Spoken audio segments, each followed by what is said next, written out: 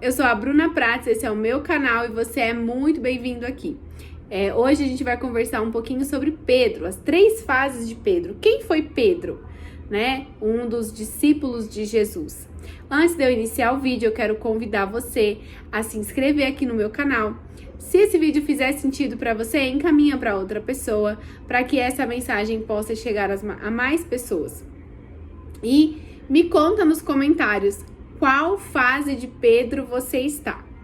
Então, eu comecei aqui com a primeira fase, que é a fase do chamado. Foi quando Jesus chamou Pedro, falou para ele: você não vai ser mais pescador, você vai ser pescador de homens, E aí, no Evangelho de Mateus, de Marcos e de Lucas, nós vemos passagens falando, desse chamado. Mas Lucas, ele conta ali o contexto da história.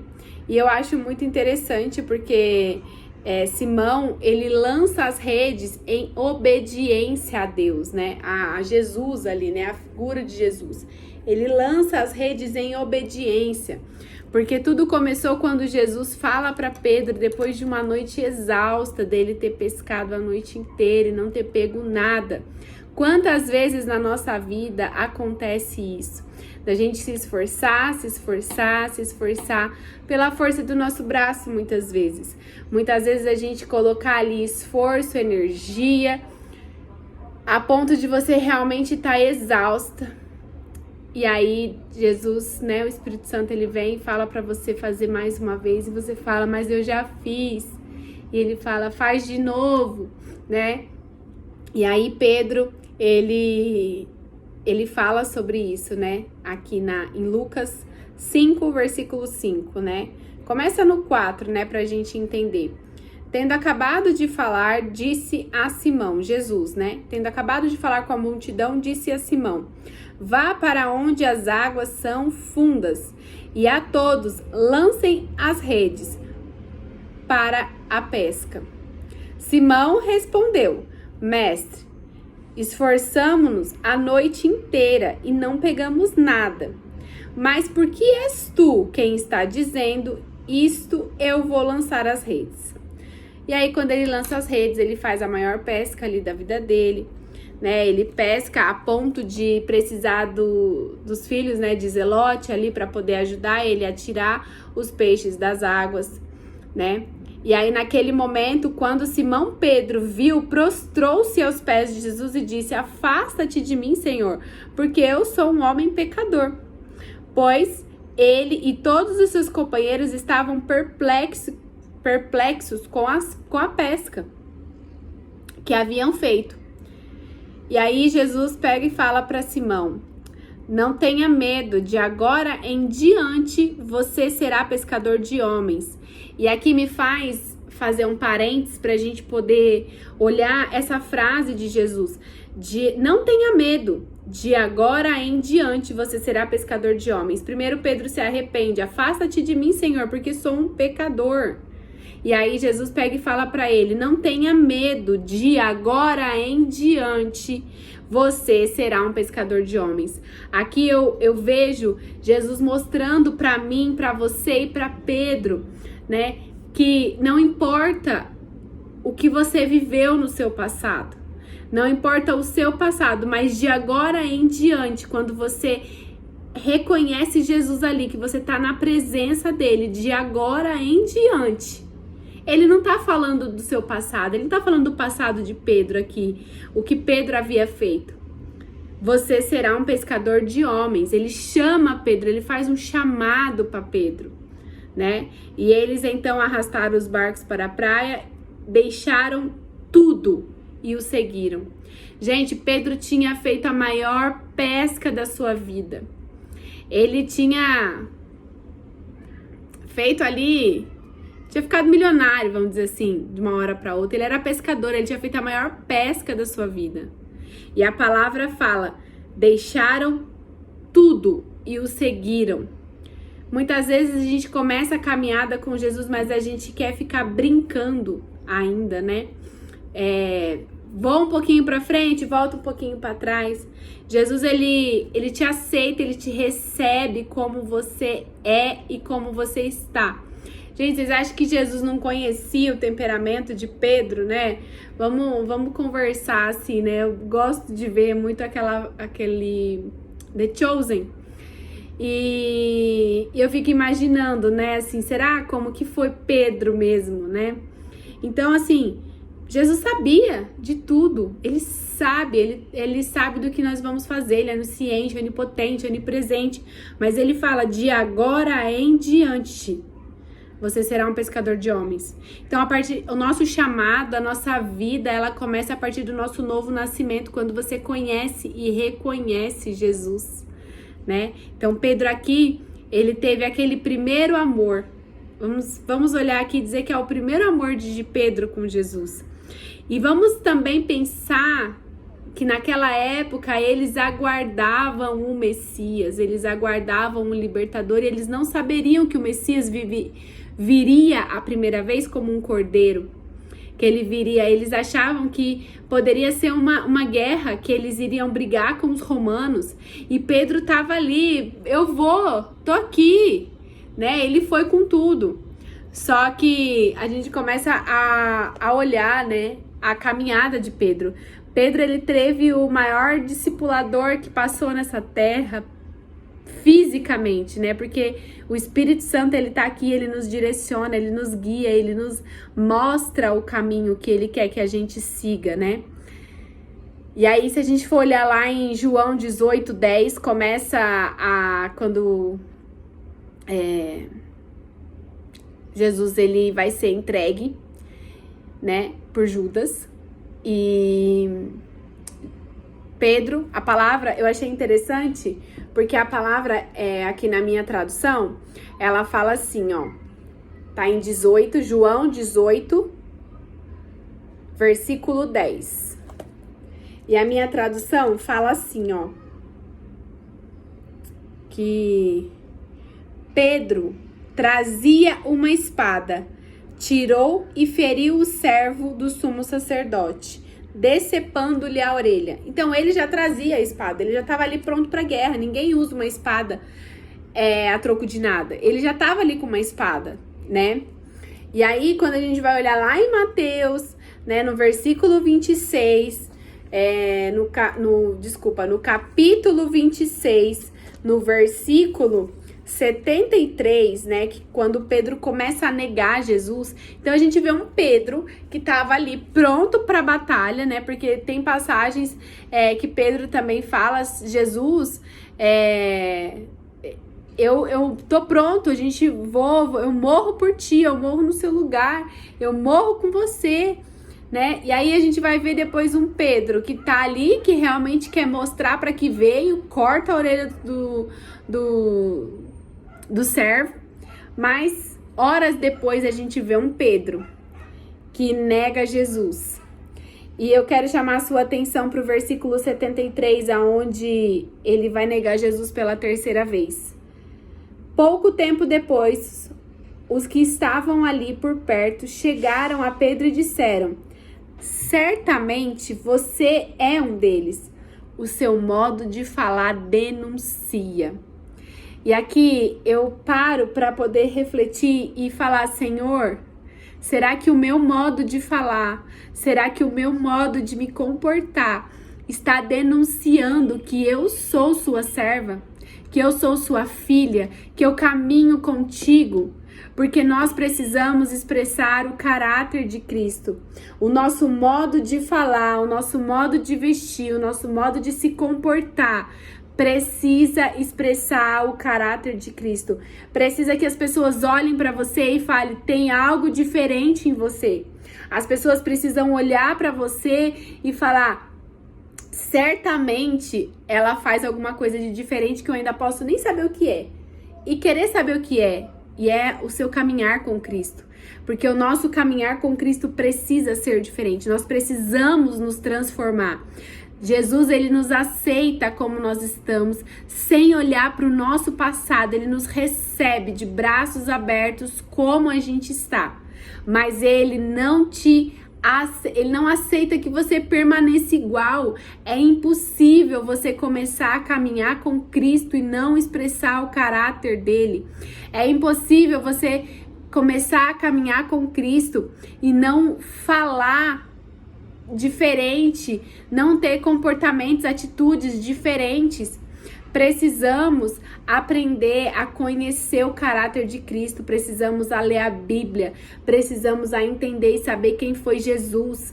Não podemos ser cristãos, sei lá, não sei qual é a sua religião, mas não dá para ser um cristão de domingo, de você apertar lá, bater cartão numa igreja e dizer, pronto, sou cristão. Não, você está manchando o nome de Cristo quando você simplesmente usa o nome dele, o nome de Cristo. Eu lembro quando eu era solteira, a minha mãe, ela falava muito que ela tinha muito receio, ela tinha, era muito tabu, né, falar sobre educação. Não sei nem se eu posso falar isso aqui, né, mas sobre eu ficar grávida quando eu era solteira, né, porque tem algumas palavras que o YouTube dá uma travada, mas, e ela falava que seria uma vergonha para a família. E um dia o Espírito Santo me trouxe que muitas pessoas estão utilizando o nome de Cristo, mas não expressam isso aqui, ó, que Pedro já expressava. Quando ele tava ali negando Jesus, ele tava. Mas certamente você é um deles, o seu modo de falar denuncia. Então nós precisamos denunciar que somos seguidores de Cristo com os nossos atos, comportamentos, com as nossas falas. Não podemos usar o nome de Cristo. Muitas pessoas hoje estão se decepcionando com Deus, estão se afastando da presença, porque ela está se decepcionando com pessoas, né? Então não podemos ser pedras de tropeço na vida do nosso irmão. Temos que vigiar a nossa língua, nosso comportamento, a nossa fala, tudo aquilo que nós fazemos, porque nós somos a expressão de Cristo aqui na terra. E Pedro, ele nega Jesus aqui pela terceira vez, e aqui vai dizer que Pedro chorou amargamente. Quantas vezes a gente não cai no pecado, quantas vezes a gente não se entristece por ter cometido um pecado, e a gente se vê indigno de estar na presença de Cristo. A gente se vê indigno de uma restauração, a gente se vê indigno de poder ser chamado de filho novamente, né? E aqui eu quero chamar a sua atenção para João 21. Né? Lá em João 21, temos muito o que aprender, né? Para o vídeo não ficar extenso, vou resumir um pouquinho aqui, mas o meu título aqui, né, fala novamente de uma pesca maravilhosa. Fala sobre que estava Pedro, Tomé, Natanael, os filhos de Zebedeu e 2 outros discípulos que não citam o nome. E aí Pedro diz: vou pescar. Quantas vezes a gente peca, a gente erra, a gente cai e a gente volta para o lugar da onde Jesus nos tirou. A gente volta para o lugar de onde Jesus nos encontrou. A gente volta a fazer o que fazia antes, não porque a gente quer, mas porque a gente se vê indigno de realmente fazer aquilo que Deus nos chamou para fazer. Né? Então, Pedro fala: vou pescar.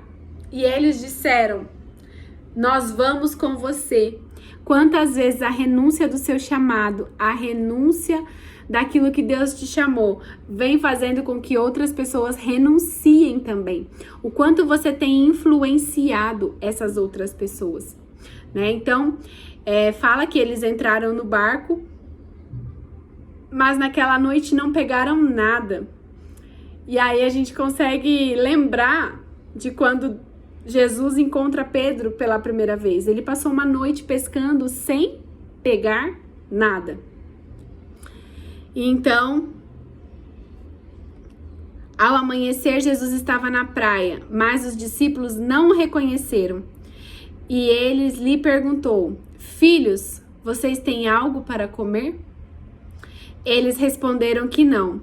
Ele disse: lance a rede do lado direito do barco e vocês encontrarão. Eles lançaram e não conseguiam recolher a rede. Tal era a quantidade de peixes. O discípulo a quem Jesus amava, disse a Pedro: é o Senhor. Simão Pedro, ouvindo-o dizer, vestiu sua capa que havia tirado e lançou-se ao mar. E aí aqui fala que Simão Pedro entrou no barco, né, e arrastou as redes, e aí ele aí fala que tinha 153 grandes peixes. Embora houvesse tantos peixes, a rede não rompeu. A bênção que Jesus ele entrega na nossa vida, ela não se rompe facilmente, ela não vai se romper, ela não, tudo que Jesus faz é com perfeição, né? E aí naquela hora os discípulos sabiam que era o Senhor. E aí aqui em seguida vem falando sobre Jesus restaura Pedro, quando Jesus pergunta para Pedro 3 vezes: Pedro, tu me amas? Pedro, tu me amas? Então apacenta as minhas ovelhas. Na terceira vez, Pedro ficou magoado por Jesus lhe ter perguntado pela terceira vez: você me ama? E lhe disse: Senhor, tu sabes todas as coisas e sabes que eu te amo. Disse-lhe Jesus: cuide das minhas ovelhas. Né? Jesus no começo ele chama Pedro para pescar homens, e agora ele chama Pedro, ele restaura Pedro.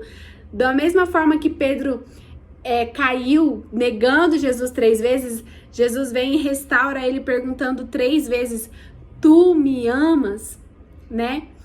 E aí quando o Senhor, aí Pedro, me embananei aqui, gente, perdão. Mas aí Jesus, ele restaura Pedro, ele chama Pedro novamente, né?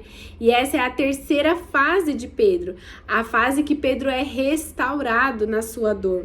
E aí a gente vê esse mesmo Pedro que chorou amargamente, que negou Jesus, que voltou a fazer o que sabia fazer de melhor, entre aspas, né? Quantas vezes a gente não faz isso? A gente volta a fazer aquilo que a gente acha que... A gente cai, a gente erra, né? Temos que saber que precisamos um dos outros muitas vezes para poder vencer dores, pecados, mas que Jesus ele tá ali para poder restaurar, e aquilo que ele colocou em você, ele não tira. Aqueles talentos que ele colocou em você, ele não tira. E aí aqui a gente vê esse Pedro que foi restaurado, a restauração de Pedro dando frutos, né? A gente tem que compreender que Pedro andou com Jesus 3 anos, né? E ele teve, né? Eu vejo essas 3 fases, a fase do chamado, da obediência. Ele poderia ter visto aquele monte de peixe ali, Jesus não ia tirar aqueles peixes dele e falar para Jesus assim: vou continuar pescando, não vou entregar tudo não. Mas ele entrega tudo, ele vai, ele se doa, ele tá ali, né, naquela fase pronto para a batalha, corta a orelha de Malco, mas aquele temperamento daquele Pedro que tava ali pronto para morrer por Jesus, é aquele Pedro que nega Jesus. E aí a gente vai ver a terceira fase de Pedro, é o Pedro que é restaurado, e o quanto uma pessoa restaurada pode glorificar o reino dos céus, pode fazer grandes coisas no reino dos céus em nome de Jesus. Lá em Atos 3, a palavra fala que Pedro e João estavam subindo no templo na hora da oração. E lá tinha um aleijado de nascença. Ele estava ali para pedir esmolas. Quantas vezes também, se a gente for olhar aqui nesse lugar desse aleijado, quantas vezes a gente está ali para pedir uma esmola, para pedir uma coisa tão pequena para Deus, achando que o nosso problema é impossível para Ele. Mas o nosso problema para Deus não é impossível. Aquilo que você está vivendo hoje não é impossível para o Senhor. Então, não vamos pedir por... Aqui Pedro fala: prata e ouro eu não tenho, mas você hoje tem acesso a ter perto de você o Espírito Santo. E nós temos um pai, que esse pai sim é o dono do ouro e da prata, e muitas vezes chegamos nele para pedir esmolas. Vamos olhar hoje, refletir aquilo que a gente vem pedindo ao Senhor. Mas aí esse Pedro, né, restaurado, ele fala: olhe para nós. O homem olhou para eles com atenção, esperando receber algo deles. E Pedro disse: não tenho prata nem ouro, mas o que eu tenho, isto eu lhe dou. Você só pode dar a Jesus se você tiver Jesus no seu coração. Ele fala: o que eu tenho, eu te dou. Em nome de Jesus Cristo, o Nazareno, ande. Segurando pela mão direita, ajudou a levantar-se e imediatamente os pés e os tornozelos do homem ficaram firmes. Então, qual fase de Pedro você está hoje? Você está na fase de Pedro estressado, com aquele temperamento, que chora, que nega Jesus, que está ali pronto para cortar a orelha? Você está no primeiro amor com Jesus? Você está ali na primeira fase com Jesus? Ou você já é uma pessoa restaurada? Até falei fora da ordem, né? Mas é o chamado, o seu temperamento, suas emoções ao caminhar com Jesus. E depois a restauração verdadeira, aonde ele fala: prata e ouro eu não tenho, mas o que eu tenho é mais valioso do que prata e ouro, eu te dou. Levanta e anda, em nome de Jesus, o Nazareno. Então, precisamos abraçar essa história de Pedro para poder compreender que nós podemos até cair, mas quando a gente volta para o lugar da onde Jesus nos tirou, a gente só atrasa os planos do Senhor na nossa vida. Né? Que Jesus abençoe a sua vida, que Ele abençoe a sua casa, que você possa realmente crer na fase da restauração, que você possa realmente crer que Jesus restaura todas as coisas, que Jesus pode todas as coisas, que você hoje pode estar assentada à mesa com o Pai, não precisa pedir esmola para aquele que é o dono do ouro e da prata. Eu não estou dizendo só em dinheiro, eu não estou falando só em riquezas e bens materiais, porque há o ouro que para nós hoje pode até ter valor, para Deus não tem. As ruas do céu são feitas de ouro, que é para a gente ver que aquilo que a gente acha que é valioso, no céu virou asfalto. Você vai pisar naquilo que hoje você acha que é muita coisa.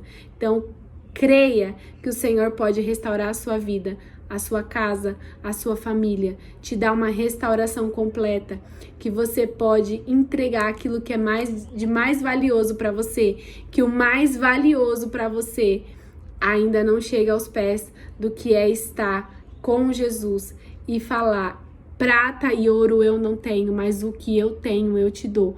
Levanta e anda. Um beijo, fiquem com Deus, até a próxima.